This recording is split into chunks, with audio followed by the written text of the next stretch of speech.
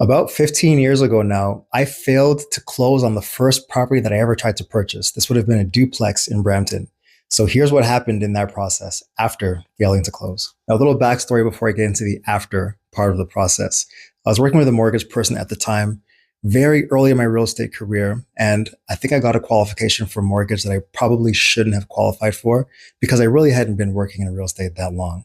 Full disclosure, things have improved a lot since then. I'm where I'm supposed to be right now in real estate. But at that time, brand new in the business, I think it might have been a bit early. So on closing day for this duplex in Brampton, found out I wasn't going to be closing on this property. The bank rejected the mortgage application on the day. And afterward, the seller was gracious enough to give me another 2 to 3 weeks to try to find the funds for this property.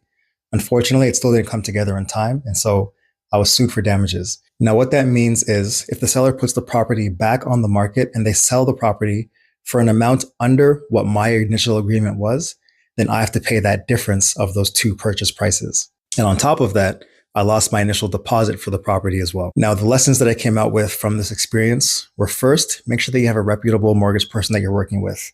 On my power circle right now, I have a couple of great options that I recommend to anybody that I work with because I know that they do good work every time. And second, before you even talk to a mortgage person, do a quick run through of your own income and expenses. Make sure that your income is at a good level. Make sure your expenses or at least your debts are paid down as much as possible and feel comfortable with a purchase that you might potentially be making. But hands down, the most important part is choosing a good mortgage broker. So as I mentioned before, if you don't have a good mortgage person on your team already, feel free to let me know.